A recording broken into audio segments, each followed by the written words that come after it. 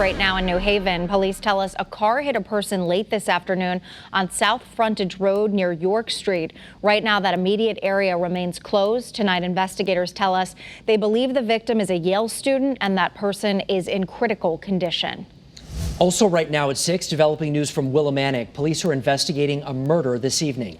The massive crime scene put several schools into lockdown today. Channel 3 Eyewitness News reporter Elliot Polikoff is live in Willimantic, where police just gave us some new information minutes ago. Elliot, what's the latest?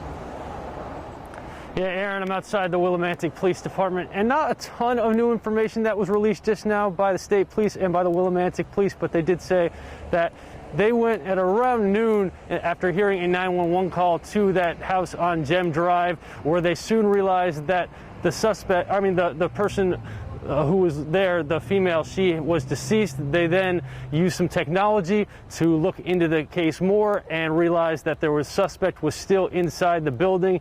They did not release anything in terms of information about the suspects or the relationships between the suspect, but as we mentioned earlier on Channel 3 Eyewitness News at 4 and 5, speaking to some of the family members, they said that it was a male and a female that had been together for decades and that they had been together for a long time, but they also said that their relationship had started to have some issues in recent times, and that the woman, speaking to members of her family, that she was set to head to Puerto Rico. But none of this confirmed by state police that we just heard, but they did give some new information about the technology they used to find out more about what happened.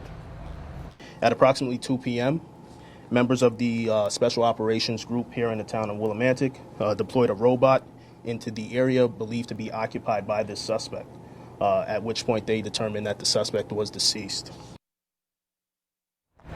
And again, the state police not saying anything about whether the suspect was a male or a female, what relationship they had with the deceased person who was already in there, but speaking to family members, they said that it was a male and a female, and we could tell, seeing some of that video, that there was a very emotional scene. You could see a lot of family members leaning on each other for support, and of course, we'll continue to provide any new information we get from authorities as we get it, but for now, live in Willimantic. And I should also mention that this is still an active and ongoing investigation, but it's an isolated incident is what authorities are saying, so no need for any continued worry regarding this specific incident. But for now, live in Willimantic, Elliot Polikoff, Channel 3 Eyewitness News.